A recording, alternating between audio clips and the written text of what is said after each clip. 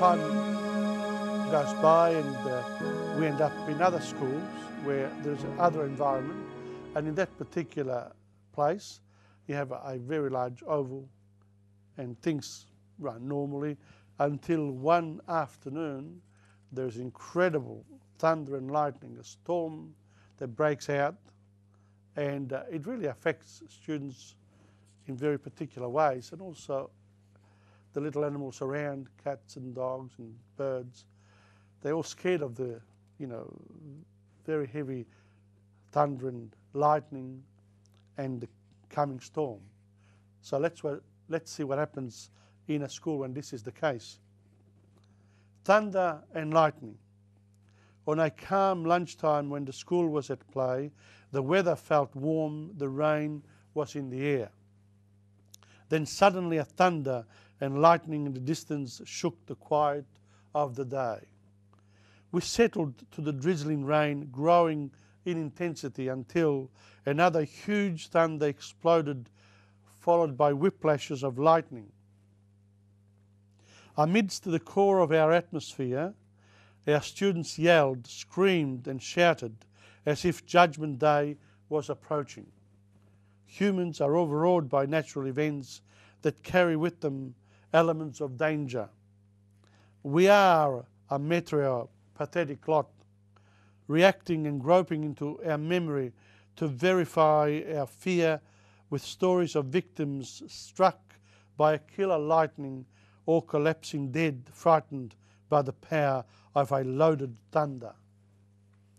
Even our fauna was all afluster, reacting to this phenomenon, with dogs barking, cats meowing and running along the gutters of the school rooftops, and birds cawing. Nature's autumn weather brought a last gasp of its youthful character to our students, succumbing to its magical outdoor concerto.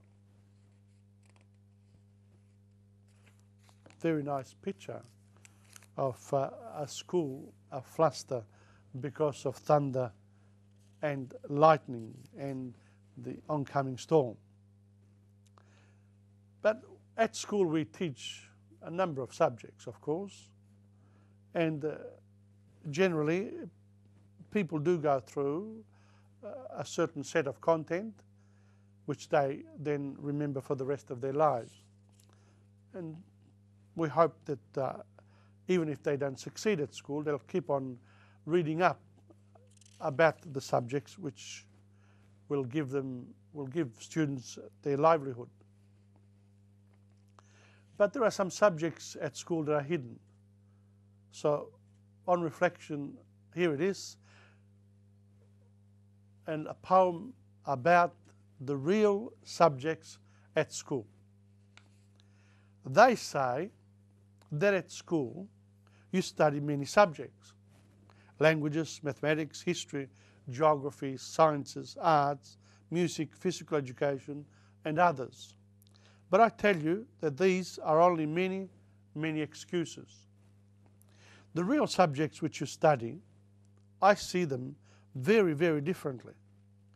The student has to follow the system and obey. He has to confront himself with adults who want to control him. He has to meet other students in order to socialize and adapt, or even to fight and win, to impose his own will, or be the victim of abuses from those primitive teenagers who are still lacking in civility.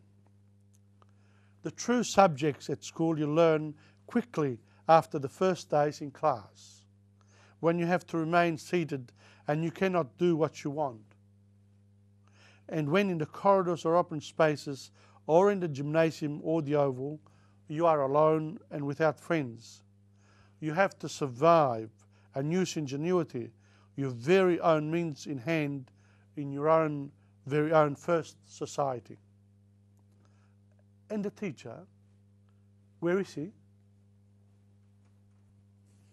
Well, because it's true, teachers can be with students all the time.